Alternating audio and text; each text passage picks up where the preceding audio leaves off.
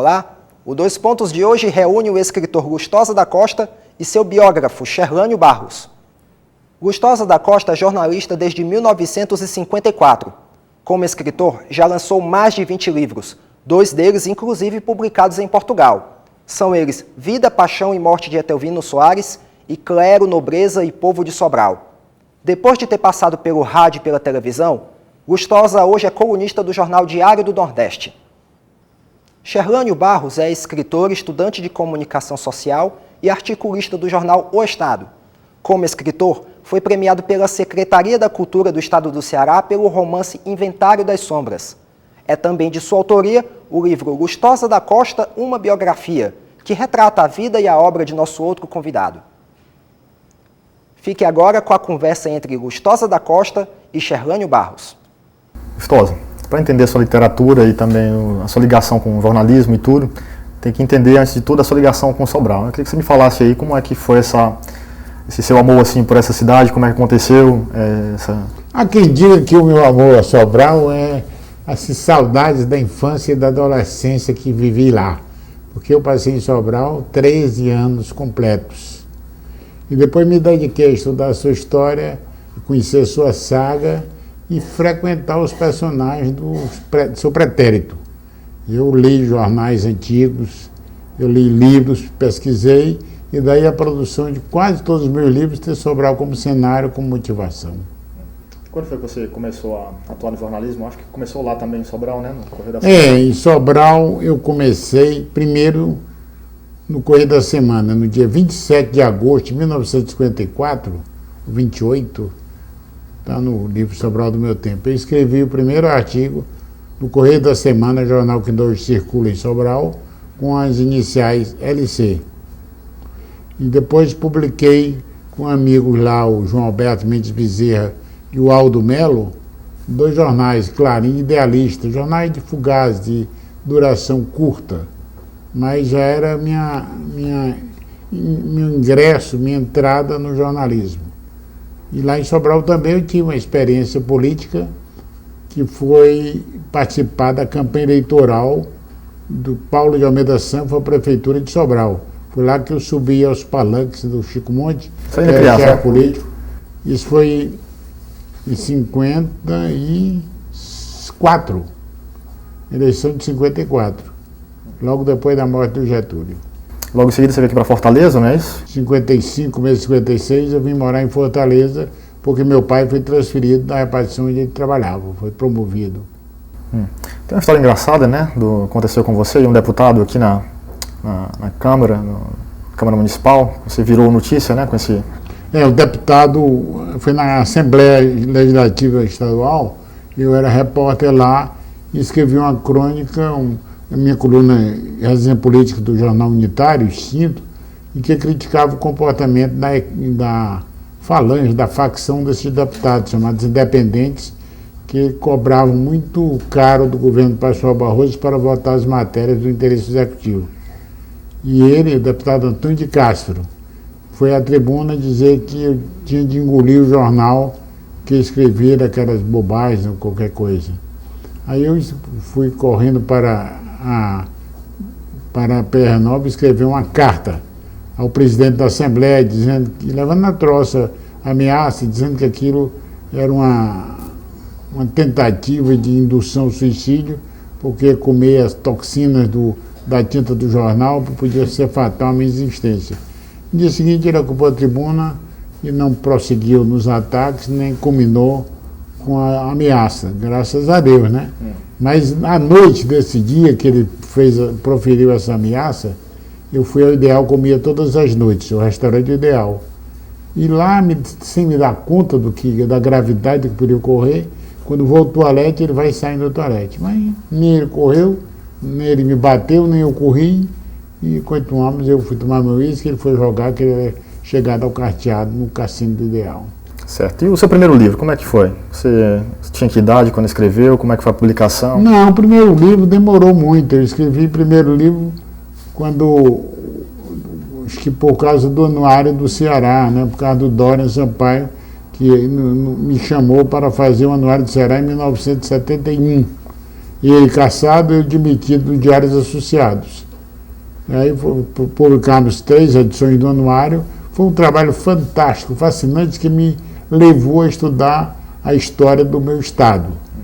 E depois disso eu publiquei ali com ele Ideologia do Favor, com o Raio Cabresto, que é uma série de artigos políticos sobre planificação governamental, sobre coronelismo.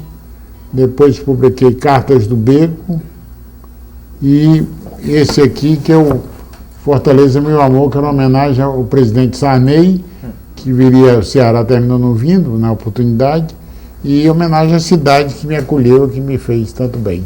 Certo, são de crônicas, não é isso? É um livro de crônicas. Mas você, rapaz, por que você está aqui? Bom, na verdade, o primeiro contato que eu tive, né, com seus livros foi o quê? Há um ano atrás, mais ou menos, na faculdade. Então, até então, eu tinha ouvido muito falar, mas nunca tinha lido nada. E encontrei, por acaso, um livro de crônicas, que é o Como Me Tornei Sexagenário. E tinha uma crônica lá que me impressionou muito, que é uma crônica que fala sobre o Balzac, né? É de um padre sobralense que lia Balzac. E que foi repreendido, né, pelo bispo na Barra Frota. Exatamente. Ele disse que ele podia ler porque era divino. Então, achei muito interessante a forma como você escreve também. E eu achei muito, assim, tem muita ironia, né? E tem um humor muito fino, e que me lembrou muito o Balzac. O estilo que você escreve, que é um dos meus escritores preferidos, o Balzac, me lembrou um pouco, assim, o seu estilo, né? Então... E você foi agora a Paris atrás de Balzac? Você empreendeu sua primeira viagem internacional agora, né? Bom, foi a primeira viagem, né? Eu fui, de certa forma, seguir os passos do Balzac, né? Visitei os lugares onde os personagens dele viveram, né? O Quartier Latin e também o Vale do Loire, onde ele escreveu, né? Foi muito emocionante ver tudo aquilo de perto que eu só conhecia nos livros até então. E de lá eu segui até a Polônia, porque esse livro que eu estou lançando agora, que chama Inventário das Sombras, é um livro que se passa na Polônia, né? Os personagens são poloneses. Então eu queria ver, eu tinha falado sobre uma cidade que se chama Cracóvia, a história se passa nessa cidade, que eu tinha escrito há 8 anos atrás e nunca tinha ido. Então conheci uns jornalistas e fui lá para falar sobre o livro e para aproveitar para conhecer a cidade. E depois voltei para Paris novamente. Mas bom, como eu estava falando, né, que encontrei, o primeiro contato que eu tive com você foi através desse livro, Como Me Tornei Sexagenário, há um ano atrás, mais ou menos. E por coincidência, né, coincidiu com o lançamento do meu primeiro livro, que é um livro de contos chamado O Cinema em Hollywood, que não sei como foi que chegou até as suas mãos, e você escreveu na coluna do Diário do Nordeste falando sobre o livro. Então daí eu te escrevi e perguntei se você tinha uma biografia, que na verdade estava interessado para ler a sua biografia, né? Queria conhecer, imaginei que já tivesse feito, como você é muito conhecido. Aí foi você me falou que não estava ainda, tinha uma jornalista que tinha começado, não sabia se ela tinha abandonado o projeto, né? E então daí eu tive muito interesse de saber mais sobre você, né? Descobrir mais sobre você, porque aquele livro realmente me despertou muito interesse, Como Me Tornei Sexagenário. O Aquário. Vivia num prédio sujo e decadente de 5 ou 6 andares, cercado de amplos galpões que, outrora abandonados, estão hoje invadidos de bares ruidosos e gente vinda de todos os lugares do mundo. À noite, quem viesse da praia de Iracema ou até mesmo das galerias de arte do Dragão do Mar, poderia encontrar sua janela iluminada não apenas pela lua, mas por uma lâmpada velha que pendia do teto, lançando uma luz amarelenta ao interior do quarto, que quase sempre tinha música, principalmente quando a embriaguez permitia. Demétrio não tinha amigos, e dos últimos parentes desprendera-se há tempos, restando apenas o Teobaldo, o amor de tia Juína, a solteirona que foi morar no Crato. Além do peixe, ela lhe deixou o aquário empoeirado, com um breve bilhete escrito com caligrafia perfeita que, muito mais que ordem, parecia uma ameaça. Cuide bem do meu peixe. Pois é, como eu te disse, quando eu vim para Fortaleza, eu vim à procura também de trabalho, porque já tinha 17 anos, Eu fiz 18 aqui em Fortaleza, 56. E queria trabalhar em jornal, de preferência. Mas não consegui emprego em jornal, fui trabalhar no Secretaria do Náutico Atlético Cearense. Escrevi lá um tempo e passei no vestibular de Direito. E fiquei preocupado, como fazer Direito, que era de manhã, sem perder o emprego. Aí decidi, ao lado de outros colegas, empreender campanha pela criação do curso jurídico noturno. E a primeira ideia que me ocorreu foi ir a Eduardo Campos, Nesse tempo era o todo poderoso, mas poderosíssimo diretor do Diários, Rádios, Televisões Associados do Ceará. Ele fechava um poder de comunicação enorme no Estado. E cheguei lá e me apresentei e disse que queria a ajuda dele para a criação desse curso. Certo. Então ele disse, escreva então alguma coisa. Eu, mais de que pressa, ansioso como sou, saí correndo para almoçar. Nesse tempo havia um self-service da loja de variedades ali, a loja do Romeu de Guerra, ali na Barra do Rio Branco. E eu comi rapidamente e fui para o escritório do Náutico, onde trabalhava, e redigi 2 tópicos que fui logo imediatamente deixar lá na minha pressa habitual. E qual não foi meu espanto quando no dia seguinte abro a página do Correio do Ceará e vejo lá publicado integralmente, sem qualquer alteração, meu tópico defendendo a faculdade, coação do curso noturno, que dependia, até essa frase, exclusivamente do senhor reitor, que para inexistir precisa apenas de decisão sua, dizia isso, que nem sei se estava sendo exato. Aí foi um choque e uma emoção muito grande para mim, porque nesse tempo o editorial do Murilo Mota causava um frisson, tinha muito interesse, despertava muitos leitores na cidade. Fui lá ao Eduardo Campos, Manolito Eduardo, como era conhecido, agradecer a publicação. E ele disse, quer trabalhar comigo? Eu tomei aquele susto, aí lembrado que eu tinha escrito que era capaz de escrever igual a João Clímaco Bezerra, Estênio Lopes e quem era outro da época, Otacílio Colares, que quanto o jornal me pagaria, e tinha levado a bruta gozação do redator da página literária, que era o Jaime Martins Bastos. Aí eu disse, só se não for no jornal, nem de dia. Primeiro porque queria manter o emprego. Não foi banca, não foi intencional. Foi porque eu tinha medo da gozação do jornal. A gente sempre acha que o mundo gira em torno somente da gente, achando que todo jornal estava atrás daquele fedelho de Sobral que tinha se proposto a escrever igual aos grandes da época. E ia me gozar por isso. Certo. Ele disse muito tranquilamente, nem é de dia, nem é no jornal. Você vai escrever a Crônica do Ceará. Eu fiquei pasmo e louco de emoção, porque a Crônica do Ceará era um ribombade, um estrondo, um estrépito tremendo na cidade, principalmente quando lida pelo João Ramos. E era escrita por um profissional do nível de Blanchard Girão. Não sou uma grande criatura humana, mas um excelente jornalista. E eu, com 18, 19 anos, ia substituí-lo. Isso foi como eu comecei no jornalismo em Fortaleza. De unhas amparadas. Quando eu tive de me operar pela primeira vez do coração em Paris, não tomei maiores providências no que diz respeito a dinheiro. Talvez porque não tivesse e assim nem adiantasse. Nem sequer cuidei do dia seguinte da família. À véspera de me hospitalizar no Petit-Salpêtrière, fui, porém, a manicure. Se tivesse me apresentar ao senhor, que me encontrasse ele, pelo menos, de unhas cuidadas.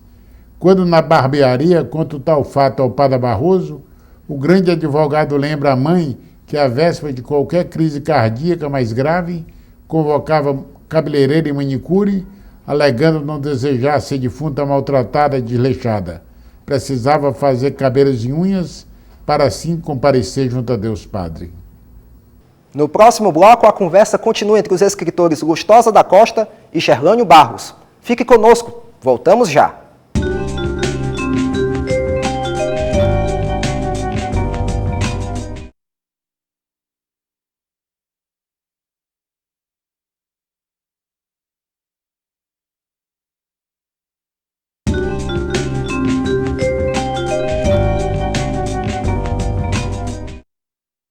Estamos de volta com um bate-papo entre os escritores Lustosa da Costa e Sherlânio Barros. Acompanhe. Sim, Sherlânio, você, quando se decidiu a publicar essa minha biografia, era e é estudante de jornalismo da Faculdade de 7 de Setembro, né? Isso mesmo. Bom, na verdade eu estou terminando, estou no 7º semestre agora, e desde o semestre, que é uns 2 semestres atrás, eu, na verdade, tinha decidido que eu não ia escrever uma monografia, eu queria escrever uma biografia. E já tinha feito um trabalho semelhante, para a mãe do Dr. Ednilo, o Dr. Ednilo, que é o diretor da Facete, Então, eu não escrevi a biografia dela, mas fiz um trabalho de pesquisa, né, para direcionar o biógrafo, né, fiz entrevistas com gente da família e achei um trabalho muito interessante e decidi que eu queria ficar trabalhando com isso. Então, já queria fazer o trabalho final da faculdade, que ia ser uma monografia, né, decidi que ia ser uma biografia e estava procurando um nome para fazer, né. Então foi aí quando eu cheguei na biblioteca, encontrei o seu livro, fiquei muito impressionado com aquilo, ao mesmo tempo coincidiu de você ter falado sobre o meu livro, né, o de estreia, no Diário do Nordeste, na sua coluna. E foi daí onde a gente começou a entrar em contato e foi que eu te propus a biografia, né? Quando eu acabou você nós marcamos o encontro na Praça Ferreira e terminou só nos encontrando no ônibus que me trazia da Praça Ferreira para aqui, para a casa da minha mãe, Dona Dolores. Exato. Aí daí que eu estou publicando um livro novo agora, que chama Inventário das Sombras, que foi o vencedor do prêmio da Secult agora há pouco, e estou lançando no próximo semestre. E quero continuar com as biografias também. Mas você também passou a escrever uma crônica semanal no Jornal Estado, não foi? Estou com uma crônica toda quarta-feira no Jornal Estado. A minha preocupação com Sobral, como eu lhe disse, é porque alguém acha que é porque ali eu tenho saudades da infância, da adolescência. E em Sobral também tive minha formação, começo da minha formação literária. Quando eu saí do seminário, eu encontrei um presente régio que meu pai tinha comprado para mim. Foi uma coleção, como eu chamo, uma pequena brasiliana da editora Zé Olímpio, que continha Silva Melo e principalmente Gilberto Freire. Então eu com 17 anos, eu saí do seminário, eu travei conhecimento com a visão de Brasil desse grande antropólogo pernambucano que é Gilberto Freire, lendo Casa Grande Sendala, Sobrados e Mucambos e Nordeste, que é um livro, além de ser um livro de sociologia, é um livro gostosíssimo, agradabilíssimo. Mas assim, quem são as suas influências, as suas maiores influências na escrita, na literatura? Eu não sei, eu acho que eu sou fascinado por essa de Queiroz e por Machado de Assis, o que não impede de ter outras admirações maiores, menores, e dependendo de cada época da sua existência, você tem as suas preferências. E você conheceu essa, né? Você leu assim um pouco clandestinamente, né? Ouvi dizer no seminário de Tianguá. Seminário era já em Campina Grande, era proibido. Você está vendo que o Balzac era um livro do Index, o bispo de Sobral proibia, eu ali no seminário dos franciscanos alemães, leio essa de Queiroz. Eu tinha essa, Cidade das Serras, que hoje a gente vê um livro inocentíssimo, com a capa de O Jovem Piedoso, alguma coisa para dissimular que era considerado um livro imoral. Mas lá no seminário li poucos livros bons, mas li muitos livros do escritor alemão Karl May de Aventuras, que me fez muito bem, porque eu desenvolvi a imaginação, eu viajei com ele pela savana americana, pelo Kurdistão, por um bocado de país que eu nem sei se existem ainda, se mudaram de nome. Quando cheguei a Fortaleza, na Boquinha de 1956, calcinha feminina era peça íntima, e nós, adolescentes, em frente ao Cine Diogo, ficávamos atentos às travessuras que o vento fazia nas várias anáguas das moças. Tem também o caso de um de nossa turma que ficou célebre pela sutileza com que convidou a namorada para tomar mate gelado na Cabana, sorveteria que ficava logo abaixo do Cine Diogo, na esquina Guilherme Rocha, prédio onde outrora estava situada a Rádio Iracema e onde aí conheci o escritório do professor Eribaldo Costa, terror de todos nós, alunos da Faculdade de Direito. Sabem o que ele disse, a moça? Vamos ao mate, querida, é muito diurético. Gerlânio, e as suas leituras? O que é que você, nessa jovialidade, já leu para poder escrever 3 livros? Bom, eu nasci numa cidade muito pequena, né, do interior do Ceará, Itapiúna, não tinha biblioteca na época, quando eu era mais jovem. E, na verdade, eu estudava em outra cidade, uma cidade vizinha que chama Baturité. Então, meu contato com os livros começou lá.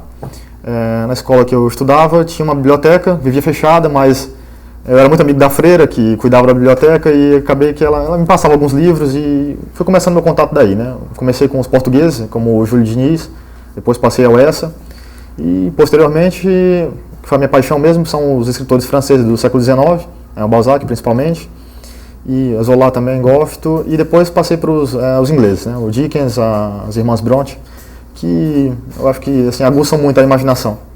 Eu posso dizer que, além desses livros que meu pai me proporcionou, que para minha formação cultural, para saber da formação cultural do brasileiro, esse do Gilberto Freire, eu tinha uma fome de leitura muito grande. Naquele tempo não havia biblioteca, como hoje em Sobral, o prefeito Cid Gomes erigiu uma biblioteca de 3 andares, um prédio lindo com o meu nome.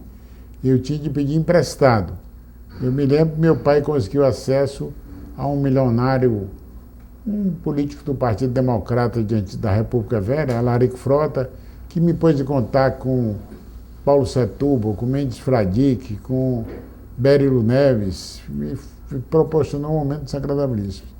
E eu conheci na casa de um amigo, um colega meu de colégio, que é o Hélio Rodrigues, na casa do pai dele, Agenor e Dalvo Rodrigues, 4 tesouros. Foi lá na casa de Agenor e Dalvo Rodrigues, nesse tempo a Rua Senador Paulo, hoje é a avenida, promovida a Avenida Dom José, e eu travei conhecimento com servidor humana de Somerset Maugham. Me babei de chorar com as desventuras de Philip, com a traições da Maide. Eu me sentia um erudito, um granfino, depois de conhecer o Contraponto de Aldous Huxley, que é um livro que eu li muitas e muitas vezes aos 17 anos. E a Universaria Verbal de Retrato de Dorian Gray, que eu também me fascinou naquela época. Essas coisas me ajudaram a depois ir atrás de outros livros e atrás de outros leitores e autores. Lustosa, e quais são os seus próximos projetos? Livros a lançar? Eu estou por terminar Sobral, que eu não esqueço, que mais Crônica de Sobral, mais Causos da Princesa do Norte. Mas no momento eu estou mais preocupado com o lançamento em Lisboa desse livro, Amor em Tempo de Seca. Esse é o nome que o editor português deu para meu livro de contos publicado aqui, que foi na seca do 19. Ele achou mais elucidativo, porque foi Amor em Tempo de Seca, editora Campo da Comunicação. Será lançado no dia 22 de setembro na Embaixada de Portugal, com prefácio de Antônio de Almeida Santos, que é um grande escritor português, que é também presidente do Partido do Governo do Partido Socialista e foi ministro de Estado 8 a 10 vezes. Por enquanto é o que eu pretendo lançar, mas eu tenho sempre projeto e sempre escrevendo sobre Sobral. É minha fixação, é a cidade onde me criei e é uma cidade fascinante, porque foi a capital da civilização do couro na zona noroeste do Ceará.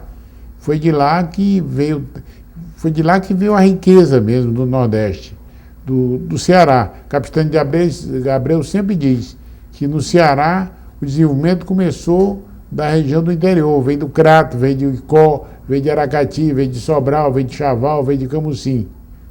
E Sobral é a capital da Princesa do Norte e era tão importante não só por exportar senadores e presidentes de província no Império, como foi capaz de exigir do governo central, governo imperial, a construção de uma estrada de ferro chamada Estrada de Ferro de Sobral.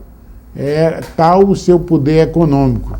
Como eu estou mostrando aqui, isso é a minha vaidade, que são livros que eu mais gosto de Sobral. Esse é o livro que eu tenho maior apreço, Clero, Nobreza e Povo de Sobral. Esse também, que é uma certa biografia do padre deputado Palhano de Saboia. Lustosa, e como é que você acha que está a literatura hoje? A literatura a nível nacional, estadual? Há quem critique, se queixe, reclame, porque no Ceará se publicam dezenas de livros a cada mês, a cada semana. Eu acho isso fantástico. Eu acho que ninguém podia ocupar melhor seu tempo de escrevendo um livro. Escrever um livro não é só forma de sobreviver, é um recado para a posteridade, é uma maneira até de você viver, de você ter um alento, ter uma vontade de passar um recado, transmitir um recado. E no Ceará veio um momento florescente de grandes poetas, aparecem romancistas, historiadores, e tem uma turma nova que está aparecendo até no interior por aí, que antigamente ninguém dava muita importância, gente do interior. Você não, você já é fortalezense, mas pega um tal de Dimas Carvalho. É um poeta singularíssimo lá no Acaraú. Pega lá no Camusim, tem o Carlos Augusto, que é um historiador. E eu estou falando, não falo do pessoal da Uva e da Urca no Cariri, que são talentos que brotaram à sombra do prestígio da universidade, estimulados pela sua ação civilizatória. Difíceis amores.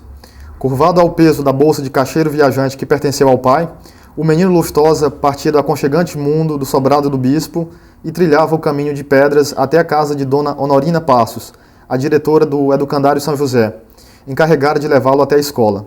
Outras vezes, quando a família se instalava no sítio Mucambinho, o percurso era feito a cavalo, cruzando córregos e estradas de terra batida sombreadas por centenárias oiticicas. O Dois Pontos de hoje vai ficando por aqui. Se quiser enviar dicas ou sugestões, nosso endereço é doispontos@unifor.br. Espero que tenham gostado. Obrigado pela sua companhia e até a próxima.